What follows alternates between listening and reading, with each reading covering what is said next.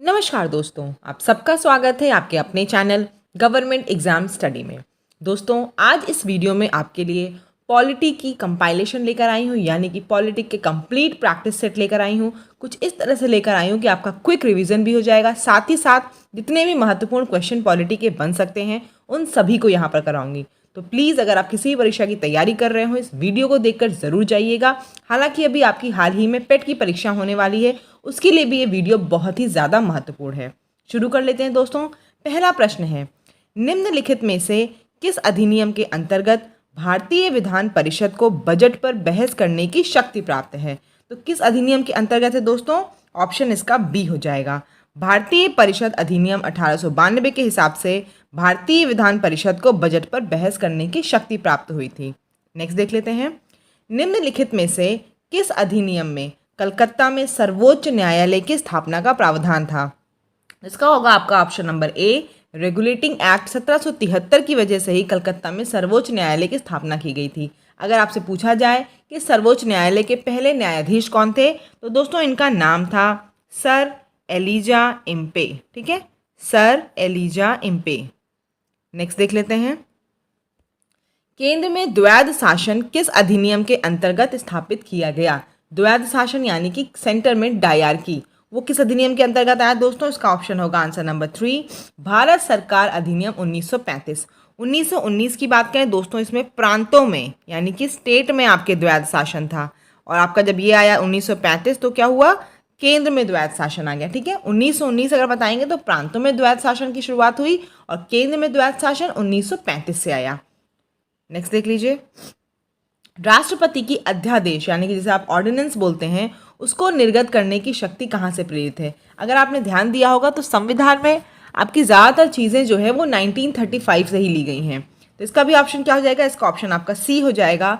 भारत सरकार अधिनियम 1935 की वजह से ही राष्ट्रपति को अध्यादेश निर्गत करने की शक्ति की प्रेरणा मिली है।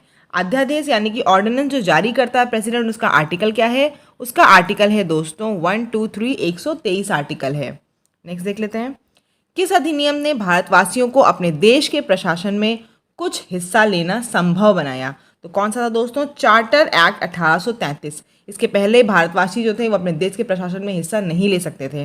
जब चार्टर एक्ट 1833 आया, उसमें बताया गया कि कुछ अधिनियम में भारतवासी भी हिस्सा ले सकते हैं। भारत के संविधान में केंद्र और राज्यों के बीच किया गया शक्तियों का विभाजन इनमें से किस में उल्लिखित योजना पर आधारित है? तो किस पर है दोस्तों? इसका भी क्या हो जाएगा? भारत सरकार अधिनियम 1935। ठीक है, इसी से केंद्र और राज्यों के बीच जो शक्तियों का बंटवारा है वो यहीं से प्रेरित है। नेक्स्ट देख लीजिए, निम्नलिखित में से किस एक अधिनियम ने भारत में संघीय शासन की व्यवस्था दी थी?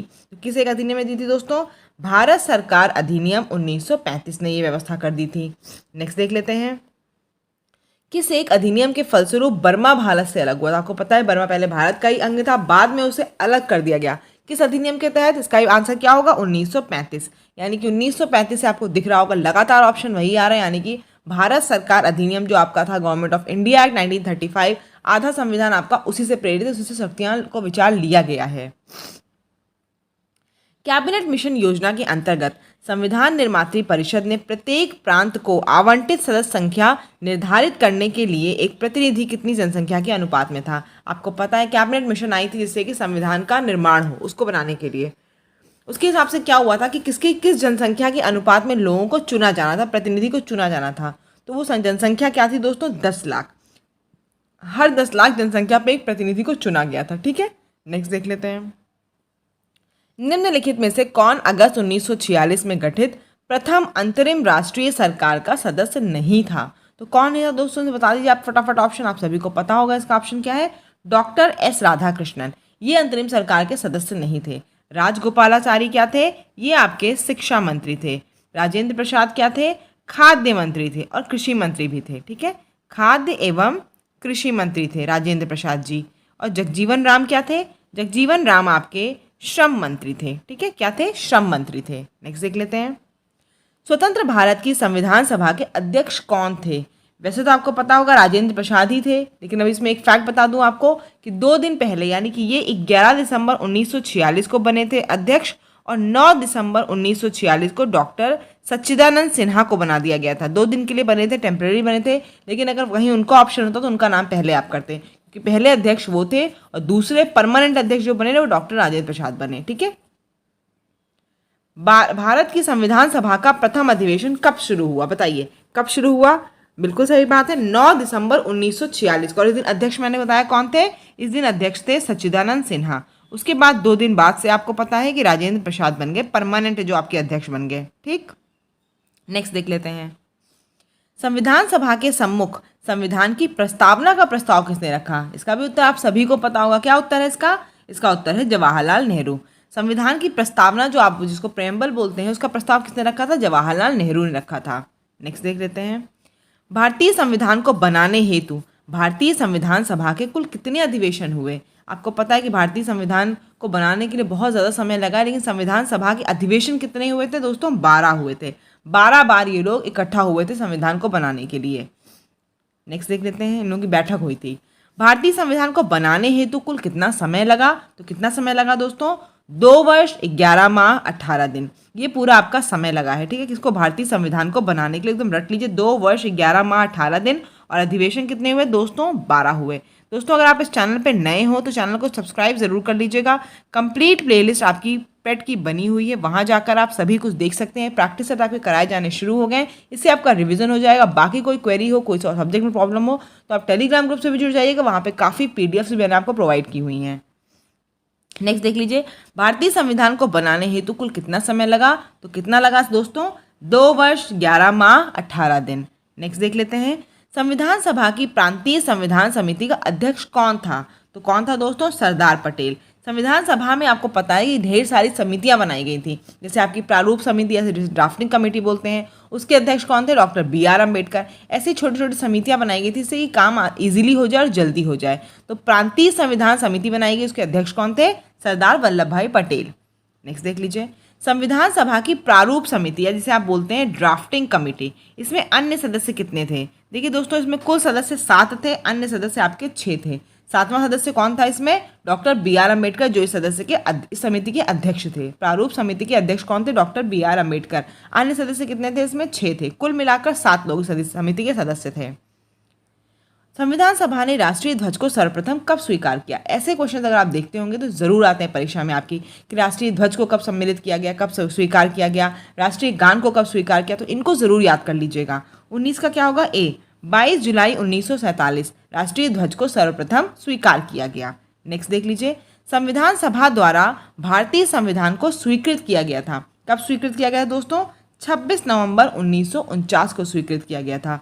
संविधान को कब स्वीकृत किया गया था, 26 नवंबर 1949 को स्वीकृत किया गया था। और लागू कब किया गया, लागू किया गया 26 जनवरी 1950 से। ठीक है, स्वीकृत 1949 को किया गया नवंबर को, और लागू कब किया गया, 26 जनवरी 1950। और आपको ये बात फैक्ट पता होगा शायद, जब आपका लाहौर अधिवेशन हुआ था तो 1930 में, उसी दिन 26 जनवरी को मनाने के लिए, स्वतंत्रता दिवस मनाने के लिए घोषित किया गया। इसीलिए 26 जनवरी का दिन इसीलिए मनाया गया 1950 में कि इसी दिन से आप संविधान को लागू कीजिए, क्योंकि ये बात हम लोगों ने 1930 में लाहौर अधिवेशन में डिसाइड कर ली थी। ठीक है, नेक्स्ट देखिए, राजकीय चिन्ह कब से अंगीकृत किया गया, इसका ऑप्शन क्या है, डी, 26 जनवरी 1950 से आपका राजकीय चिन्ह जो है, जो आपका 1950 से इसको अंगीकृत किया गया। किसको, राजकीय चिन्ह को, 21 का आपका डी हो जाएगा। नेक्स्ट देख लीजिए, संविधान सभा में वयस्क मताधिकार को 15 वर्ष के लिए स्थगित करने की बात किसने कही थी, तो किसने कही थी दोस्तों, ये आपकी मौलाना आज़ाद ने कही थी। 22 का इसमें डी हो जाएगा आपका दोस्तों। मौलाना आज़ाद ने इस बात को कहा था कि संविधान सभा में आपको वयस्क मताधिकार को 15 वर्ष के लिए स्थगित करना है। नेक्स्ट देख लीजिए, किसने कहा था संविधान सभा कांग्रेस थी और कांग्रेस भारत था। किसने कहा था, ये ऑस्टिन ने कहा था, बहुत बड़े इतिहासकार थे, उन्होंने ये बात कही थी कि संविधान सभा कांग्रेस थी और कांग्रेस भारत था। भारत की संघात्मक व्यवस्था निम्नलिखित में से किस देश की संबंधित है।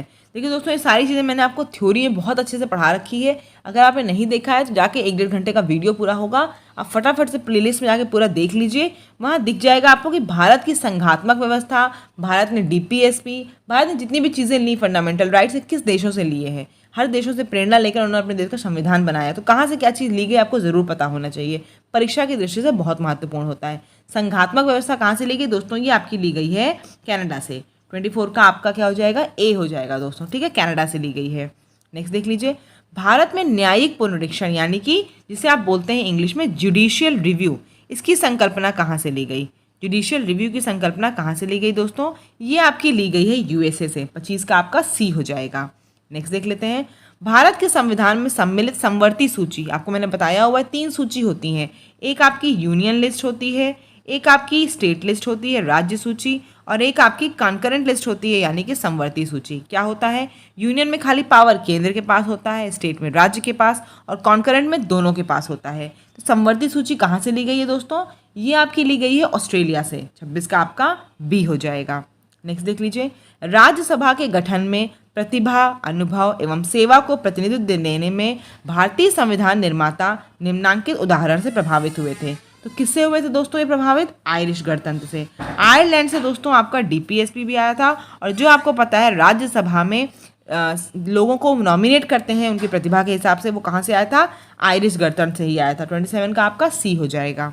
नेक्स्ट देख लेते हैं, देखिए दोस्तों यहाँ पर आपको एक तरफ वो दिख रहा होगा अधिकार, दूसरा कहाँ से लिया गया? जैसे मूल अधिकार कहाँ से लिया गया आपका? मूल अधिकार आपका यूएसए से, यानी कि पहला ऑप्शन आपका 2 हो जाएगा। नेक्स्ट उसके बाद देखिए क्या है आपके पास, दूसरा आपके पास है दोस्तों शासन की संसदीय प्रणाली। ये कहाँ से लिया गया? ये आपका यूके से लिया गया, यानी कि पहला हो जाएगा। आपात उपबंध आपके जर्मनी से लिए गए, तीसरा हो जाएगा। डीपीएसपी आपका आयरलैंड से लिया गया, चौथा हो जाएगा। 2134 यानी कि आपका 28 का बी हो जाएगा। नेक्स्ट देख लेते हैं, भारतीय संविधान में शामिल हैं, कितना क्या शामिल है देख लीजिए, इसमें से आपको पता होगा ऑप्शन का, बताइए फटाफट क्या है? 395 आर्टिकल, 22 भाग और 12 सूचियां, ये आपकी भारतीय संविधान में शामिल हैं। निम्नलिखित में से कौन सा विषय समवर्ती सूची यानी कि कॉन्करेंट लिस्ट का है? कहाँ से ली गई कौन सा समवर्ती सूची? मैंने आपको बताया ऑस्ट्रेलिया से ली गई है समवर्ती सूची। और ये इसमें से कौन सा विषय है जो कॉन्करेंट का है? बताइए मुझे फटाफट से, इसका आंसर क्या होगा? बी। आपराधिक मामले जो हैं वो आपके समवर्ती सूची के मामले हैं। नेक्स्ट देख लेते हैं, भारत के संविधान की निम्नलिखित में से कौन सी एक अनुसूची में दल बदल विरोधी कानून विषयक प्रावधान है? बताइए किसमें है दोस्तों? इसका आंसर क्या है आपका? डी। एंटी डिफेक्शन लॉ बोलते हैं आपका 10th जो शेड्यूल है 10वीं अनुसूची है उसमें दल बदल विरोधी कानून लिखा गया है, ठीक है। 31 का आपका डी हो जाएगा। नेक्स्ट देख लीजिए 32, निम्नलिखित में से कौन सी जोड़ी सुमेलित है? तो कौन सी है दोस्तों? भारत का निर्वाचन आयोग। भारत का निर्वाचन आयोग जो है वो क्या है? इलेक्शन कमीशन आपका आर्टिकल 324 से संबंधित है, तो यही आपकी जोड़ी सुमेलित है। 32 का आपका बी ऑप्शन सही हो जाएगा। नेक्स्ट देख लीजिए, सूची का फिर मिलान करना है आपको। इसमें क्या है देखिए फटाफट से दोस्तों, क्या क्वेश्चन है? आर्टिकल 14 आपको पता है राइट टू इक्वालिटी है, मैंने बताया हुआ है। आर्टिकल 14 से लेकर 18 आपका राइट टू इक्वालिटी होता है, तो यानी कि पहले का क्या हो जाएगा? चौथा हो जाएगा। आर्टिकल 368 जो आपका है कॉन्स्टिट्यूशनल अमेंडमेंट होता है, यानी कि संशोधन प्रक्रिया है, तो आपका आखिरी 1 हो जाएगा। अगर ऐसा कहीं ऑप्शन दिख रहा हो शुरू में 1 और आखिरी आपका जो स्टार्टिंग आपका 3 और आखिरी आपका 1 हो, वही टिक हो जाएगा, यानी कि डी ऑप्शन आपका सही हो जाएगा। यहाँ पे आपका डी ऑप्शन सही हो जाएगा। बाकी भी देख लेते हैं। 36 आपका क्या है? 36 आपका क्या है दोस्तों? 36 आपका है नीति निदेशक तत्व, तो आपके हैं आर्टिकल 35 से आर्टिकल 51 तक, 35 से लेकर 31 तक, सॉरी आर्टिकल 36 से लेकर 51 तक आपका क्या होता है? डीपीएसपी होता है, राज्य के नीति निदेशक तत्व होते हैं। तो 36 आपका आर्टिकल नीति निदेशक तत्व हो जाएगा, और 74 आपका क्या हो जाएगा? मंत्री परिषद हो जाएगा। तो 3 आपका बाकी आप मैच कर ले, 3, 4, 2, 1 यानी कि डी ऑप्शन हो जाएगा। नेक्स्ट देख लेते हैं, भारतीय संविधान की प्रस्तावना के सिलसिले में निम्नलिखित में से कौन सा क्रम सही है? थोड़ा सा मैं स्पीड में कर रही हूँ, आपको लग रहा होगा लेकिन दोस्तों क्वेश्चंस काफ़ी ज़्यादा, और अगर धीमे धीमे करूँगी तो टाइम बहुत ज़्यादा लग जाएगा, इसीलिए फटाफट से कर रही हूँ। और दोस्तों अगर आप चैनल पर नए हो तो चैनल को सब्सक्राइब ज़रूर कर लीजिएगा। चैनल का नाम आप जान ही रहे हैं, क्या है? Government exam study.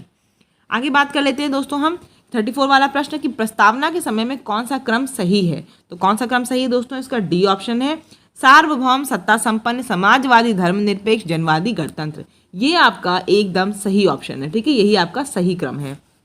नेक्स्ट देख लीजिए, 26 नवंबर 1949 को अंगीकृत भारतीय संविधान की प्रस्तावना में जो शब्द सम्मिलित नहीं थे, आपको पता है भारतीय संविधान की प्रस्तावना में कुछ शब्द अभी आपके हाल ही में जोड़े गए हैं कॉन्स्टिट्यूशनल अमेंडमेंट के द्वारा, तो कौन से शब्द सम्मिलित नहीं थे? बताइए कौन कौन से जोड़े गए हैं दोस्तों? इसका ऑप्शन आपका ए हो जाएगा, यानी कि समाजवादी, पंथ निरपेक्ष और अखंडता। और ये कब जोड़े गए हैं दोस्तों? ये 42वां संविधान संशोधन जो आपका 1976 था, यानी कि 42nd कॉन्स्टिट्यूशनल अमेंडमेंट एक्ट 1976, उसके द्वारा ये जोड़े गए। कौन कौन से टर्म्स?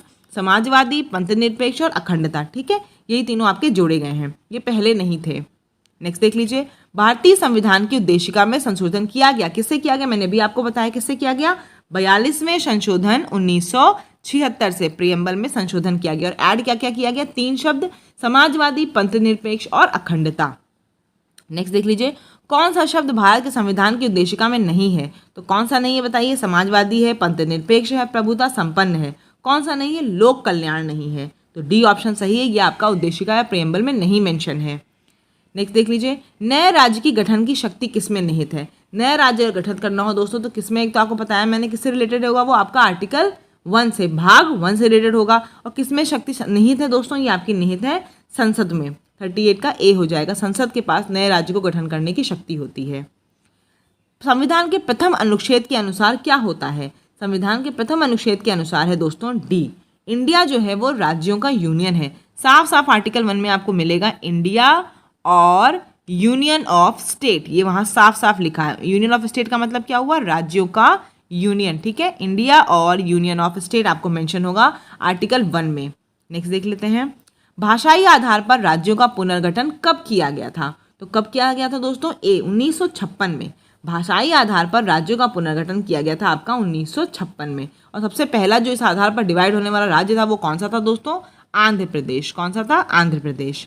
नेक्स्ट देख लीजिए, किस देश में दोहरी नागरिकता का सिद्धांत स्वीकार किया गया? तो किस देश में किया गया दोस्तों दोहरी नागरिकता का सिद्धांत? यूएसए में। 41 का डी हो जाएगा, वहां पर दोहरी नागरिकता का सिद्धांत स्वीकार्य है। इंडिया में बिल्कुल भी नहीं ऐसा है। नेक्स्ट देख लीजिए, मौलिक अधिकार। तो मौलिक अधिकार क्या है दोस्तों? आपातकालीन स्थिति में भी निलंबित किए जा सकते हैं। ये बात एकदम सही है, आपको पता है फंडामेंटल राइट्स आपके जो होते हैं, अगर आपका मौलिक अधिकार वो जो फंडामेंटल राइट्स हैं वो आपातकालीन कोई स्थिति होगी, इमरजेंसी होगी, तो उनको स्थगित कर दिया जाएगा, निलंबित कर दिया जाएगा। नेक्स्ट देख लेते हैं, भारतीय नागरिकों के मौलिक अधिकारों का वर्णन कहाँ से कहाँ तक? ये सभी चीज़ें आपको क्लास में मैंने बहुत अच्छे से पढ़ाई है। कहाँ से कहाँ तक है दोस्तों? भारतीय नागरिकों के मौलिक अधिकार या फंडामेंटल राइट्स का जो वर्णन है वो कहाँ से? 12 से 35 तक। 43 का ए हो जाएगा। नेक्स्ट देख लीजिए, समानता का अधिकार संविधान के निम्न अनुच्छेदों में से किन के अंतर्गत दिया हुआ है? तो किन के अंतर्गत दिया हुआ है दोस्तों? 44 का इसका हो जाएगा, आपका क्या हो जाएगा? सी हो जाएगा। 2, 3 और 4। ठीक है, 14 से लेकर 16 तक आपका क्या है? समानता का अधिकार है। आर्टिकल राइट टू इक्वेलिटी बताता है। ठीक है, समानता का अधिकार की अगर बात कर ले तो 14 से लेकर 18 तक आपका समानता का अधिकार है, राइट टू इक्वेलिटी। और ये किसका पार्ट है? ये फंडामेंटल राइट्स का पार्ट है, मौलिक अधिकार का पार्ट है, आपके मूल अधिकार का पार्ट है। और कहाँ से लिया गया मूल अधिकार? यूएसए से लिया गया है। आगे देख लेते हैं, मौलिक अधिकारों के अंतर्गत कौन सा अनुच्छेद बच्चों के शोषण से संबंधित है? तो कौन सा है दोस्तों? आर्टिकल 24। आर्टिकल 24 जो है वो आपको बच्चों के शोषण से संबंधित है। आर्टिकल 23 जो है वो ह्यूमन ट्रैफिकिंग या आप कहेंगे मानव के दुर्व्यवहार से संबंधित है। आर्टिकल 18 जो है आपका वो उपाधियों के अंत से संबंधित है, जिसे आप बोलते हैं एबॉलिशन ऑफ टाइटल्स, उनसे संबंधित है। आर्टिकल 17 जो है आपका वो अनटचेबिलिटी से संबंधित है या फिर छुआछूत जिसे आप बोलते हैं उससे संबंधित है। तो आर्टिकल 17 छुआछूत है। आर्टिकल 18 आपका उपाधियों के अंत से है। आर्टिकल 23 आपका मानव से है, मानव के साथ दुर्व्यवहार होता है उससे है। आर्टिकल 24 आपका बच्चों के शोषण संबंधित है। यहाँ पे हमने बच्चों के शोषण पूछा है तो आर्टिकल 24 हो गया है। नेक्स्ट देख लीजिए, भारत के संविधान का निम्नलिखित में से कौन सा अनुच्छेद प्रेस की स्वतंत्रता से संबंधित है? तो कौन सा है दोस्तों? प्रेस की स्वतंत्रता से संबंधित जो आपका आर्टिकल है वो आर्टिकल आपका 19 है। 46 का आपका बी हो जाएगा। नेक्स्ट देख लेते हैं, निम्नलिखित अधिकारों में से कौन सा अधिकार आर्टिकल 19(1) को आर्टिकल 21 से मिलाकर पढ़ने पर प्राप्त होता है? तो क्या प्राप्त होता है दोस्तों? इन दोनों आर्टिकल को अगर आप मिलाकर पढ़ेंगे एकांतता का अधिकार मिलेगा। 47 का सी हो जाएगा। नेक्स्ट देख लेते हैं, किस आर्टिकल के अंतर्गत सिखों द्वारा कृपाण जो वो धारण करते हैं वो धार्मिक स्वतंत्रता का अंग माना गया है? किस आर्टिकल में है दोस्तों? 25। आपका आर्टिकल 25 जो है वो धर्म की स्वतंत्रता से संबंधित है। किससे संबंधित है? धर्म की स्वतंत्रता से, यानी कि आप धर्म के लिए अपने कुछ भी करो उसमें आप फ्री हो। तो कृपाण जो धारण करते हैं सिख लोग वो इसी की वजह से है। आर्टिकल 25 में उनको एक कानून दिया गया कि भाई आप जो भी चाहे वो धारण कर सकते हैं, आपको धर्म की स्वतंत्रता है। नेक्स्ट देख लीजिए, किस अनुच्छेद के अंतर्गत अल्पसंख्यकों को अपनी मनपसंद शिक्षा संस्थाओं को स्थापित एवं संचालित करने के अधिकार का संरक्षण प्रदान करता है? तो कौन करता है दोस्तों? ये आपका करता है आर्टिकल 30। आर्टिकल 30 में ये वो दिया हुआ है कि आप अल्पसंख्यक जो भी हैं वो अपनी शिक्षा संस्थान को चला भी सकते हैं, स्थापित भी कर सकते हैं। ठीक है, उनको संरक्षण प्राप्त है। 49 का क्या हो जाएगा? डी। इन्हीं सबसे आपका मदरसा वगैरह जो चलता है वो सब इसी आर्टिकल के हिसाब से है। नेक्स्ट देख लेते हैं 50 प्रश्न आपका क्या है, व्यक्तिगत स्वतंत्रता के अधिकार के लिए निम्नलिखित में से कौन सी रिट याचिका दायर की जा सकती है? तो कौन सी की जा सकती है दोस्तों? Habeas corpus. हेबियस कॉर्पस जो है आपकी वो क्या है, व्यक्तिगत स्वतंत्रता के अधिकार के लिए आप इसको दायर कर सकते हो। नेक्स्ट देख लीजिए, संपत्ति के मौलिक अधिकार को कब समाप्त कर दिया गया? पहले आपको पता है कि जो राइट टू प्रॉपर्टी था, संपत्ति का अधिकार था, वो आपका मौलिक अधिकार था। आपको पता है कि आर्टिकल ये 44th अमेंडमेंट 1978 की वजह से इसको हटाकर एक सिंपल आर्टिकल कर दिया गया। ये अब आपका एक मौलिक अधिकार नहीं रह गया, संपत्ति का मौलिक अधिकार को समाप्त कर दिया गया है। 52 प्रश्न देखिए, भारतीय संविधान के अंतर्गत निम्नलिखित अधिकारों में से कौन सा एक अधिकार सभी व्यक्तियों को प्राप्त है? तो कौन सा अधिकार है दोस्तों? 52 का ए हो जाएगा, विधि के समान संरक्षण का अधिकार। ये क्या है आपका? 52 का ए जो है इसके द्वारा क्या प्राप्त है दोस्तों आपको? निम्नलिखित अधिकारों में से कौन सा अधिकार सभी को प्राप्त है? विधि के समान संरक्षण का अधिकार सभी को प्राप्त है। ठीक है, 52 का ए हो जाएगा। नेक्स्ट देख लीजिए, भारतीय संविधान में संशोधन करके शिक्षा का अधिकार कब जोड़ा गया? तो कब जोड़ा गया दोस्तों? ये जोड़ा गया था आपका राइट टू एजुकेशन, अगर आप पूछें तो 2009। लेकिन लागू कब से हुआ है दोस्तों? ये आपका हुआ है 1 अप्रैल 2010 से ये आपका लागू कर दिया गया है। राइट टू एजुकेशन 2009 आपका जो है वो 1 अप्रैल 2010 से जोड़ दिया गया है, लागू कर दिया गया है। नेक्स्ट देख लेते हैं, किसी अपराध के अभियुक्त को स्वयं अपने विरुद्ध गवाह बनने के लिए बाध्य नहीं किया जा सकता। ये कहाँ लिखा है? किसी को आप जबरदस्ती बाध्य नहीं कर सकते कि तुम आप अपने विरुद्ध गवाह बनो। ये कहाँ लिखा हुआ है? 20 के 3 में, आर्टिकल 20 के 3 में लिखा हुआ है। ठीक है, तो 54 का ए हो जाएगा। नेक्स्ट देख लीजिए, समान कार्य के लिए समान वेतन भारत के संविधान में सुनिश्चित किया गया है।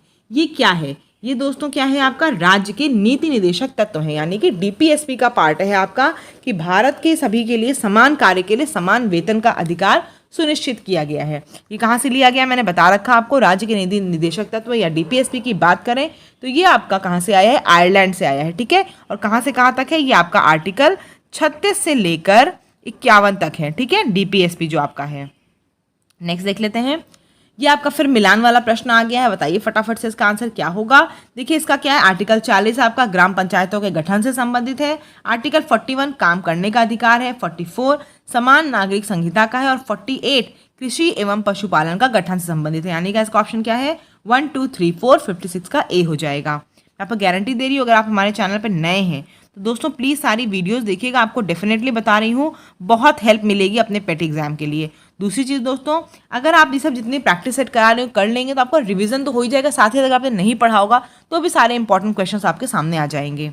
नेक्स्ट देख लेते हैं, किस अनुच्छेद के द्वारा उद्योग के प्रबंधन में कर्मकारों की भागीदारी का प्रावधान दिया गया है? तो किसके द्वारा दिया गया दोस्तों? इसका क्या है? 43 का ए है। ठीक है, उद्योग के प्रबंधन में कर्मकारों की भागीदारी किसके वजह से हुई है?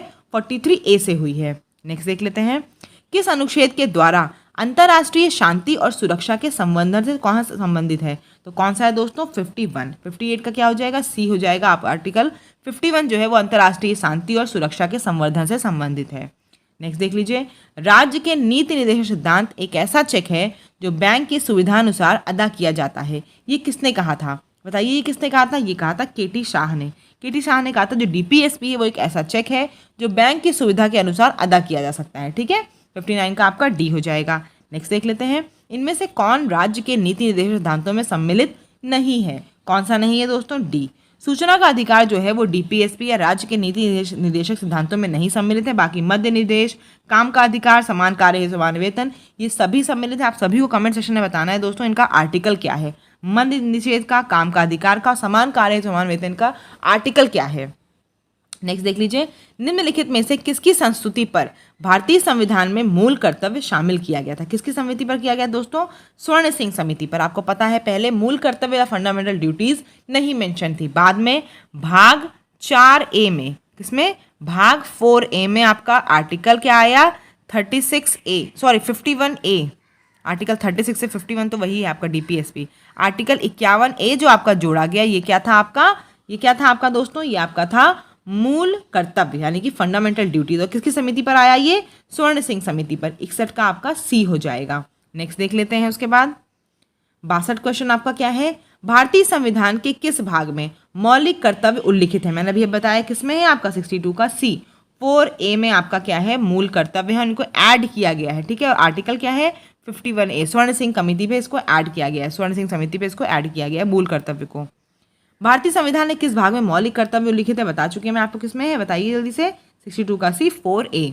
नेक्स्ट देख लेते हैं, भारतीय अधिकारों के लिए, भारतीय नागरिकों के लिए मूल कर्तव्य संविधान में जोड़े गए, किससे जोड़े गए बताइए, 42nd अमेंडमेंट 1976 से जोड़े गए हैं। 42nd अमेंडमेंट 1976 से मैंने और क्या बताया, आपका प्रस्तावना या प्रियम्बल में भी संशोधन किया गया था, और मूल कर्तव्य जो जोड़े गए हैं वो भी आपके 42nd अमेंडमेंट 1976 से जोड़े गए हैं। नेक्स्ट देख लीजिए, उसके बाद आपका है कि मौलिक कर्तव्यों से संबंधित निम्नलिखित में से कौन सा कथन सही नहीं है, बताइए कौन सा कथन सही नहीं है। ए, उन्हें परमादेश द्वारा प्रभावी नहीं बनाया जा सकता। ठीक है, परमादेश यानी कि आपके रिट जारी करने की जो होती है वो आपके पास होती है, उससे आप मौलिक कर्तव्यों को प्रभावी नहीं बना सकते। ठीक है, 64 का ए होता है। नेक्स्ट देख लीजिए, निम्नलिखित में से भारत में मौलिक कर्तव्य कौन सा है, तो कौन सा है मौलिक कर्तव्य दोस्तों, इसका है बी, हमारी मिली जुली संस्कृति की समृद्ध विरासत को संरक्षित रखना, ये हमारा मौलिक कर्तव्य 65 का बी हो जाएगा।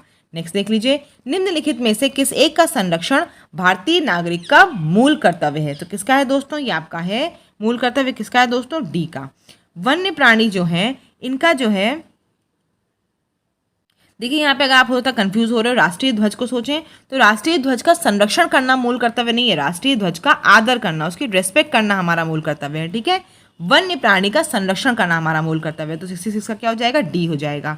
नेक्स्ट देख लेते हैं, राष्ट्रपति के निर्वाचन मंडल के सदस्य कौन कौन होते हैं, तो कौन कौन होते हैं मैंने अच्छे से पढ़ाया हुआ है आपको, ये वीडियो में क्या बताया हुआ है आपको कि आर्टिकल, पहली बात इसका क्या होता है दोस्तों, 53 होता है, और इसमें कौन कौन लोग होते हैं, इसमें दोनों सदनों के निर्वाचित सदस्य यानी कि 1 सही हो जाएगा, और राज्य विधानसभा के निर्वाचित सदस्य हो जाएंगे, तो राज्य विधानसभा के निर्वाचित सदस्य यानी कि कौन हो जाएगा इसमें आपका 2, राज्य विधान मंडल के दोनों सदनों के निर्वाचित सदस्य हो जाएंगे, और साथ ही साथ कौन हो जाएगा दोस्तों, दिल्ली तथा पौंडीचेरी विधानसभाओं के भी निर्वाचित सदस्य हो जाएंगे। ठीक है, तो ये क्या हो जाएगा 1, 2 और 3, 1, 2 और 4 हो जाएगा इसका, सॉरी 1, 2 और 4 कौन कौन से लोग हैं, संसद के दोनों सदनों के निर्वाचित सदस्य, राज्य विधान मंडलों के दोनों सदनों के निर्वाचित सदस्य, और साथ ही साथ दिल्ली और पौंडीचेरी विधानसभाओं के निर्वाचित सदस्य। ठीक है, तो ये आपका क्या हो जाएगा, इसका आंसर 1, 2, 4 हो जाएगा। ये सभी लोग राष्ट्रपति के निर्वाचन मंडल के सदस्य होते हैं, यानी कि राष्ट्रपति के इलेक्शन में ये लोग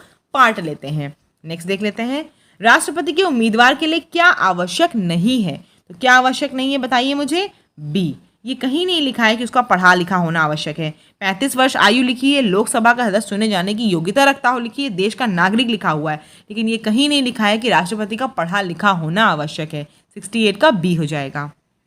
आगे देख लीजिए 69 आपका, एक सांसद अथवा विधानसभा का सदस्य राष्ट्रपति निर्वाचित हो सकता है, परंतु क्या है, निर्वाचित होने के तुरंत उपरांत अपनी सदस्यता छोड़नी होगी। अगर कोई विधानसभा का सदस्य है या सांसद है तो वो राष्ट्रपति निर्वाचित होगा, लेकिन जैसे ही राष्ट्रपति बनेगा वैसे क्या होगा, उसको अपनी सदस्यता छोड़नी पड़ेगी। नेक्स्ट देख लेते हैं, भारतीय संविधान का कौन सा अनुच्छेद राष्ट्रपति के पद के लिए पुनः निर्वाचन की योग्यताएं निर्धारित करता है। आपको पता है राष्ट्रपति के पद पर 1 से 2 बार अधिक आपका निर्वाचन किया जा सकता है, तो कौन सा आर्टिकल है दोस्तों, इसका आर्टिकल है डी। आर्टिकल 57 में ये बात लिखी हुई है कि राष्ट्रपति को पुनः निर्वाचित किया जा सकता है। नेक्स्ट देख लेते हैं, राष्ट्रपति 5 वर्ष तक अपने पद पर रहता है, कब से रहता है, अपने पद ग्रहण के दिन से। जिस दिन राष्ट्रपति अपना पद ग्रहण कर लेगा तब से लेकर 5 वर्ष तक लगातार राष्ट्रपति अपने पद पर बना रहता है, यानी कि राष्ट्रपति का कार्यकाल अगर आपसे पूछा जाए तो आप बताओगे 5 वर्षों का राष्ट्रपति का कार्यकाल होता है। नेक्स्ट देख लीजिए, अगर भारत के राष्ट्रपति के चुनाव में कोई विवाद है तो उस विवाद को किसको सौंपा जाएगा, तो किसको सौंपा जाएगा दोस्तों, भारत के सर्वोच्च न्यायालय को, यानी कि सुप्रीम कोर्ट को।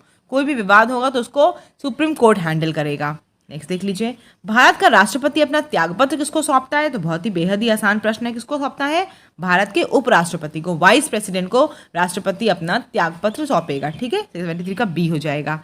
नेक्स्ट देख लीजिए, उसके बाद भारतीय संविधान के किस अनुच्छेद के तहत राष्ट्रपति पर महाभियोग चलाया जा सकता है, यानी कि राष्ट्रपति को भी अपने पद से हटाया जा सकता है इम्पीचमेंट के द्वारा, महाभियोग के द्वारा। कौन सा आर्टिकल है, आर्टिकल 61। ये भी बहुत इंपॉर्टेंट है, किसके तहत राष्ट्रपति पर महाभियोग या इम्पीचमेंट चलाया जा सकता है, उन्हें हटाया जा सकता है, आर्टिकल 61 के द्वारा। ठीक है, 74 का आपका डी हो जाएगा।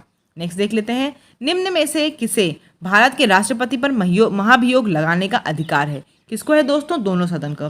संसद के दोनों सदन में से कोई भी राष्ट्रपति पर महाभियोग लगा सकता है। ठीक है, अब देख लेते हैं हम लोग क्वेश्चन नंबर 76 दोस्तों।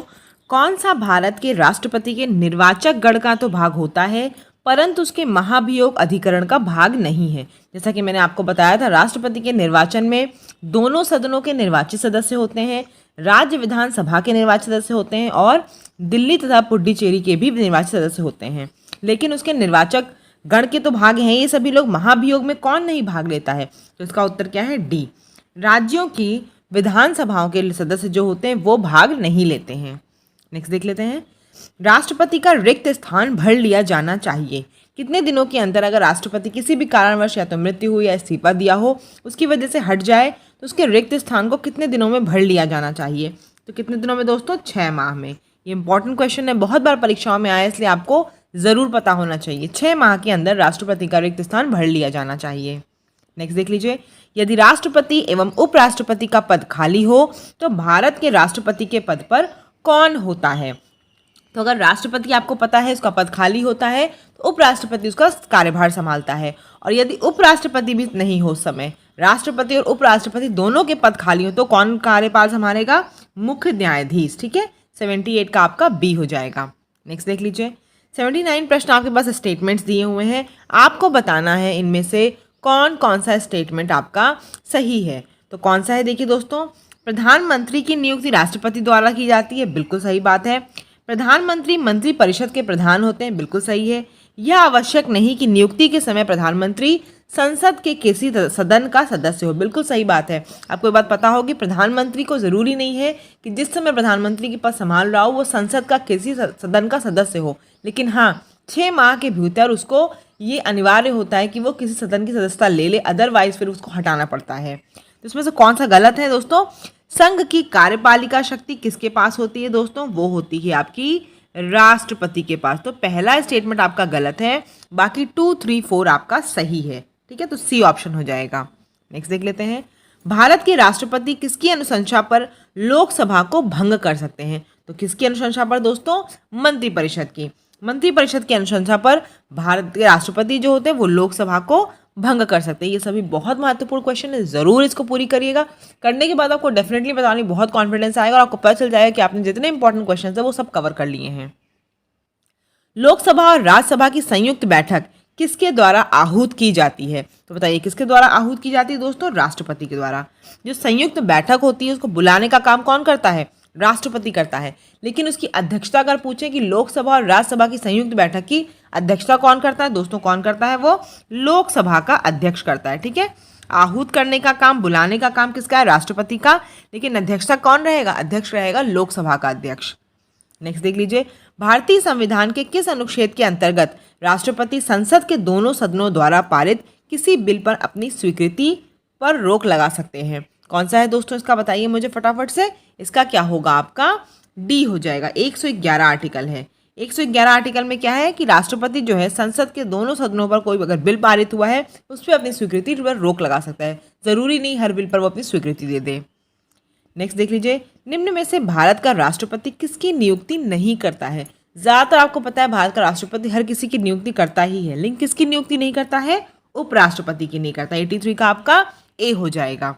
नेक्स्ट देख लीजिए, भारतीय संविधान का कौन सा अनुच्छेद राष्ट्रपति को उच्चतम न्यायालय से परामर्श करने की शक्ति प्रदान करता है? राष्ट्रपति को इसमें कुछ ऐसे टॉपिक पर डिस्कशन करना है तो वो उच्चतम न्यायालय यानी कि सुप्रीम कोर्ट से परामर्श ले सकता है। तो ये किस आर्टिकल में लिखा हुआ है? ये आर्टिकल लिखा आर्टिकल 143। इसको याद रखना है आपको।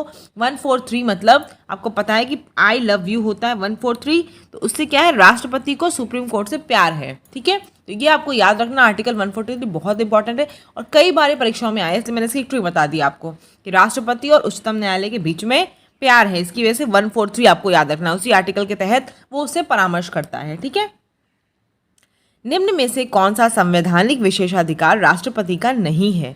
कौन सा नहीं है बताइए? बी नहीं है। वित्तीय बिल को पुनर्विचार हेतु लौटाना, ये संवैधानिक विशेषाधिकार किसका नहीं है? राष्ट्रपति का नहीं है। बाकी सभी कुछ जो है वो आपका विशेषाधिकार है। क्यों ऐसा नहीं है? क्योंकि जो वित्तीय बिल होता है ना, फाइनेंस बिल जो होता है, वो राष्ट्रपति की सिफारिश के बाद ही प्रस्तुत किया जाता है। ठीक है, पहले राष्ट्रपति की सिफारिश के बाद ही इसको प्रस्तुत कर रहे हैं, तो पुनर्विचार हेतु लौटाने का कोई अधिकार की बात ही नहीं आती है। 85 का बी है। नेक्स्ट देख लीजिए, कौन राष्ट्रपति होने से पूर्व भारत के उपराष्ट्रपति पद पर आसीन नहीं रहा? कौन था ऐसा बताइए इसमें से। वैसे तो कई लोग होंगे लेकिन इसमें से कौन है? इसमें से है आपका नीलम संजीव रेड्डी। ये राष्ट्रपति बनने के पूर्व भारत के उपराष्ट्रपति के पद पर नहीं विराजमान थे। और एक और बात इनके लिए खास बात है वो ये क्या है कि ये निर्विरोध चुने गए। अगर आपसे पूछा जाए कौन था जो राष्ट्रपति के पद पर निर्विरोध चुना गया, यानी कि उसके अगेंस्ट कोई नहीं खड़ा हुआ, कौन था वो? नीलम संजीव रेड्डी। नेक्स्ट देख लीजिए, मुख्य न्यायाधीशों में से किस एक ने राष्ट्रपति के रूप में कार्य किया था? इसमें से देखिए 3-4 आपको नाम दिए हुए, बताइए कौन है ऐसा मुख्य न्यायाधीश जिसने राष्ट्रपति के रूप में कार्य किया था? कौन है दोस्तों? एम हिदायतुल्ला। इन्होंने राष्ट्रपति के रूप में भी कार्य किया है। ठीक है, 87 का बी हो जाएगा।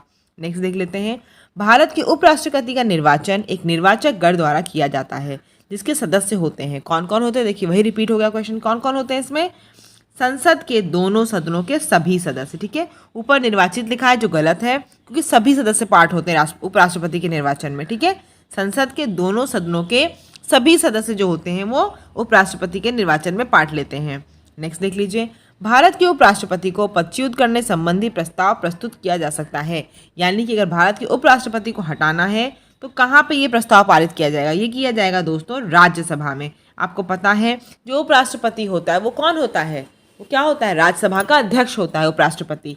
तो उसको हटाने के संबंधी प्रस्ताव कहाँ पारित किया जाएगा? राज्यसभा में। 89 का बी हो जाएगा। नेक्स्ट देख लीजिए, निम्न में से किस एक की अध्यक्षता ऐसे के द्वारा की जाती है जो उसका सदस्य नहीं होता है? किसकी करी जाएगी बताइए मुझे। बिल्कुल सही इसका उत्तर है राज्यसभा का। राज्यसभा का अध्यक्ष कौन है? उपराष्ट्रपति। ठीक है, राज्यसभा का अध्यक्ष जो होता है कौन होता है? उपराष्ट्रपति, जो उसका सदस्य नहीं होता है। नेक्स्ट देख लीजिए, कैबिनेट में सम्मिलित होते हैं। कैबिनेट में कौन सम्मिलित होते हैं दोस्तों? केवल कैबिनेट मंत्री। जो कैबिनेट मंत्री होते हैं वही कैबिनेट में सम्मिलित होते हैं। नेक्स्ट, भारतीय संविधान के निम्नलिखित प्रावधानों में से कौन सा प्रावधान मंत्री परिषद की नियुक्ति तथा पदच्युति को विवेचित करता है? कौन है दोस्तों? इसका डी है 75। ठीक है, मंत्री परिषद की नियुक्ति कौन कराता है और हटाने का कौन काम करता है? 75 आर्टिकल। दोस्तों आपको गवर्नमेंट एग्जाम स्टडी चैनल पर जाकर आपको प्लेलिस्ट में सभी कुछ मिल जाएगा। पेट से संबंधित सारे टॉपिक, सारी चीज़ें मिल जाएंगी। साथ ही जो प्रैक्टिस सेट करा रही है तो बहुत ही महत्वपूर्ण। तो अगर चैनल पर नए हो सब्सक्राइब जरूर कर लीजिएगा और वीडियो पसंद आए तो लाइक भी करिएगा। राष्ट्रीय सुरक्षा समिति का प्रधान कौन होता है? कौन होता है दोस्तों? प्रधानमंत्री होता है। राष्ट्रीय सुरक्षा समिति का प्रधान प्रधानमंत्री होता है। नेक्स्ट देख लीजिए, उपराष्ट्रपति पद का सृजन कब हुआ है? उपराष्ट्रपति पद का सृजन कैसे हुआ है? संविधान के प्रावधानों से हटकर हुआ है। ठीक है, उपराष्ट्रपति पद का सृजन। नेक्स्ट, जो व्यक्ति संसद का सदस्य नहीं है केंद्रीय मंत्री रह सकता है। कब तक रह सकता है केंद्रीय मंत्री? 6 माह तक। ठीक है, जो व्यक्ति संसद का सदस्य नहीं होता है वो केंद्रीय मंत्री कब तक रह सकता है? सिर्फ 6 माह तक। उसके बाद अगर वो संसद का सदस्य नहीं बन जाएगा तो उसको अपने पद से हटना पड़ जाता है। मंत्रिपरिषद सामूहिक रूप से उत्तरदायी होती है। किसके अगेंस्ट होती है? लोकसभा के। अगर आपसे पूछा जाए मंत्रिपरिषद सामूहिक रूप से, आप बताएंगे लोकसभा से। और अगर पूछे इंडिविजुअल रूप से, व्यक्तिगत रूप से किसके प्रति उत्तरदायी है, तो आप बताएंगे राष्ट्रपति के। नेक्स्ट देख लीजिए, स्वतंत्र भारत के प्रथम वित्त मंत्री थे। कौन थे? श्री षणमुखम चेट्टी। ये क्या थे? स्वतंत्र भारत के प्रथम वित्त मंत्री। नेक्स्ट देख लेते हैं, भारत के प्रधानमंत्रियों में से कौन अपने कार्यकाल में संसद में कभी भी उपस्थित नहीं हुआ? कौन था जो प्रधानमंत्री जो अपने कार्यकाल के टाइम पर संसद में उपस्थित नहीं हुआ? कौन था दोस्तों? चौधरी चरण सिंह। ये प्रधानमंत्री तो बने लेकिन अपने कार्यकाल में संसद कभी नहीं जा पाए। ठीक है, नेक्स्ट देखते हैं, कौन सा आधिकारिक दस्तावेज भारत से संबंधित है? तो कौन सा है दोस्तों? श्वेत पत्र। 99 का आपका क्या है? बी। ये आपका क्या है? दस्तावेज है जो भारत से संबंधित है। नेक्स्ट देख लेते हैं, किसे भारत सरकार का प्रथम विधि अधिकारी समझा जाता है? किसको समझा जाता है दोस्तों? महान्यायवादी को। ठीक है, महान्यायवादी यानी कि अटॉर्नी जनरल को आपका भारत सरकार का प्रथम कानून अधिकारी या विधि अधिकारी समझा जाता है।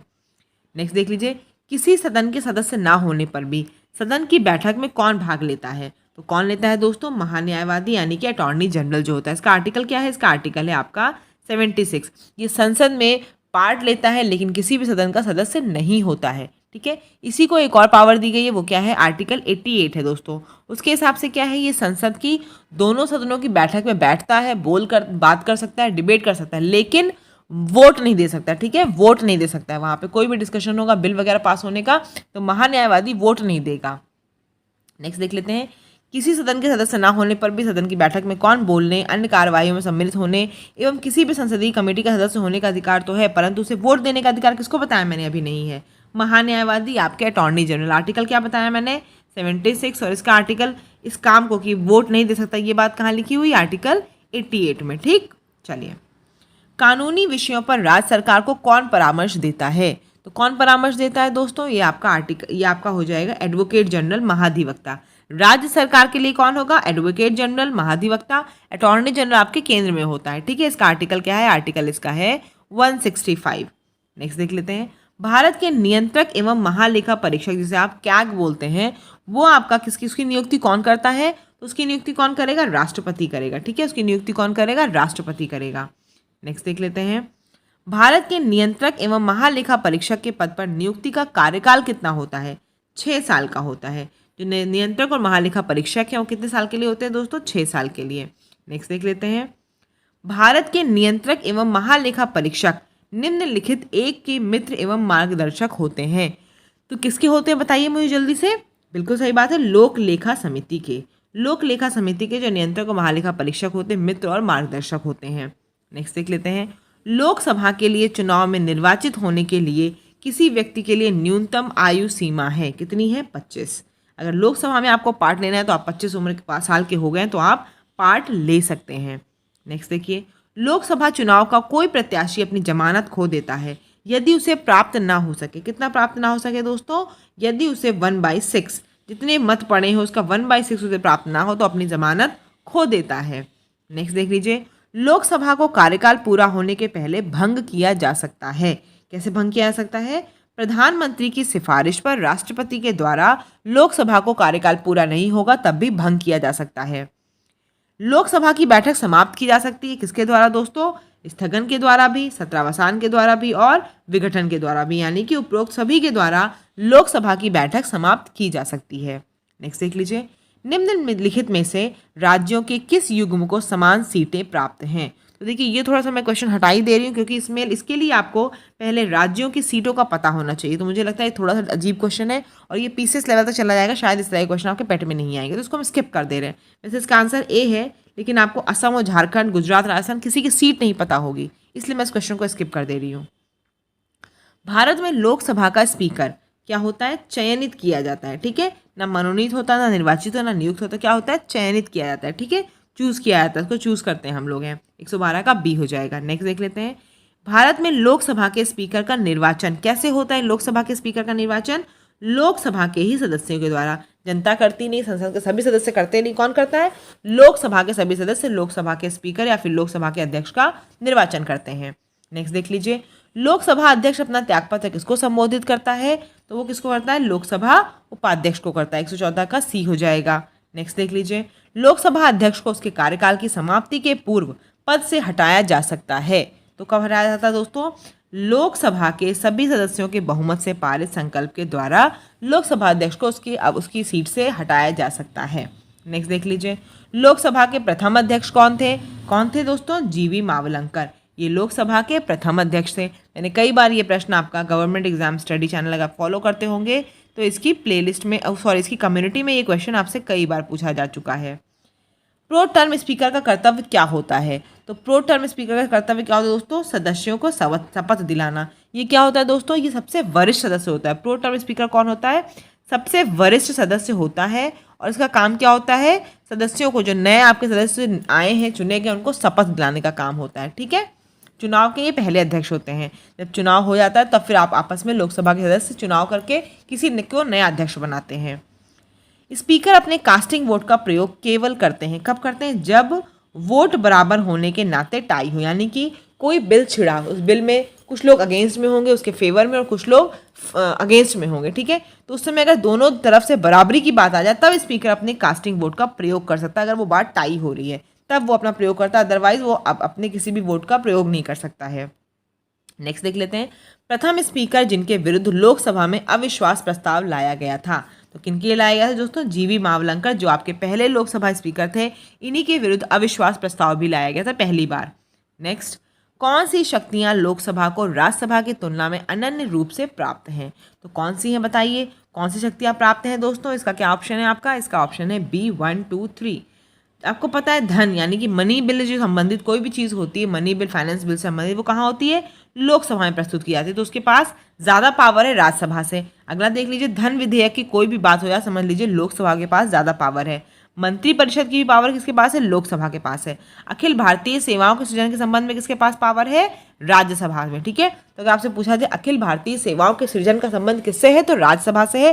बाकी धन विधेयक वगैरह का, मंत्रि परिषद का, इन सबका संबंध किससे है? लोकसभा से है। 120 का आपका बी हो जाएगा। नेक्स्ट देख लेते हैं, राज्यसभा में सदस्य होते हैं, कितने सदस्य होते हैं दोस्तों? इसमें 250 सदस्य हैं। 12 सदस्य भारत के राष्ट्रपति द्वारा इसमें से मनोनीत किए जाते हैं। 120 का क्या, 121 का क्या हो जाएगा? सी हो जाएगा। नेक्स्ट, राज्यसभा में राज्यों को प्रतिनिधित्व निम्नलिखित में से किस आधार पर दिया जाता है? तो किस आधार पर दिया जाता है? राज्यसभा में दोस्तों जो लोग चुने जाते हैं वो उसी राज्य की जनसंख्या के अनुपात में होते हैं। जिस राज्य में जितनी ज़्यादा जनसंख्या होती है उस हिसाब से उसका राज्यसभा में प्रतिनिधित्व ज़्यादा होता है। तो 122 का क्या हो जाएगा? बी हो जाएगा। नेक्स्ट देख लीजिए, राज्यसभा में राज्यों के सदस्य चुने जाते हैं। कैसे चुने जाते हैं? राज्यों की विधानसभाओं के द्वारा चुने जाते हैं। ठीक है, नेक्स्ट, राज्यसभा के सदस्य चुने जाते हैं कितने वर्षों के लिए दोस्तों? कितने वर्षों के लिए चुने जाते हैं? 6 वर्षों के लिए। राज्यसभा दोस्तों आपको पता होगा ये परमानेंट सदन होता है। देखिए 2 सदन है आपकी, एक लोकसभा और एक राज्यसभा। राज्यसभा को कभी विघटित नहीं कर सकते हैं, परमानेंट सदन है वो। और लेकिन आपकी लोकसभा क्या है, उसको विघटित कर सकते हैं। सदस्य कितने साल के लिए यहाँ चुने आते हैं? 6 साल के लिए। 124 का सी हो जाएगा। राज्यसभा को स्थायी सदन कहते हैं। क्यों कहते हैं मैंने बताया अभी, क्योंकि इसके 1/3 सदस्य हमेशा प्रत्येक 2 वर्ष में अवकाश ग्रहण करते हैं। इसको विघटित कभी नहीं किया जा सकता है। ठीक है, इसको विघटित कभी नहीं किया जा सकता। यहाँ पे विघटित किया जा सकता है, गलत है। और इसके सभी सदस्य आजीवन सदस्य होते हैं, ये भी गलत है। सिर्फ कौन सही है? 1/3 सदस्य इसके हर 2 साल में अवकाश को प्राप्त करते हैं। नेक्स्ट देख लीजिए, राज्यसभा किसके द्वारा भंग की जा सकती है? किसके द्वारा भंग की जा सकती है दोस्तों? राज्यसभा किसी के भी द्वारा नहीं। राज्यसभा को भंग ही नहीं किया जा सकता है। राज्यसभा को मैंने क्या बताया, परमानेंट बॉडीज का कभी विघटन नहीं होता है। सिर्फ हर 2 वर्षों में इसके जो मेंबर होते हैं, 1/3 मेंबर, वो अवकाश प्राप्त करते हैं और 6 साल के लिए इनकी मेंबरशिप होती है। नेक्स्ट, प्रथम अभिनेत्री जो राज्यसभा के लिए नामांकित की गई, तो कौन थी दोस्तों? नरगिस दत्त। नरगिस जी पहली अभिनेत्री थी जो राज्यसभा के लिए नामांकित की गई थी। नेक्स्ट, कौन सा अनुच्छेद संसद को राज्य सूची के विषय के संबंध में विधि बनाने की शक्ति प्रदान करता है? कौन है इसका आर्टिकल? तो इसमें कौन सा होगा दोस्तों? 128 का क्या होगा दोस्तों? 128 का आपका सी हो जाएगा, 249 आर्टिकल। ठीक है, नेक्स्ट देख लीजिए, निम्नलिखित कथनों में से कौन सा एक भारत के संविधान की 4थी अनुसूची को सही सही वर्णित करता है? तो कौन सा है दोस्तों? इसमें राज्यसभा में स्थानों का आवंटन है। मैंने आपको, अगर आपने चैनल पे आके प्लेलिस्ट देखी होगी तो बहुत अच्छे से आपको अनुसूचियां समझाई हैं। एक बार पढ़ने के बाद आपको अनुसूचियां भूलेंगी नहीं कभी भी। तो 4थी अनुसूची का संबंध किससे है दोस्तों?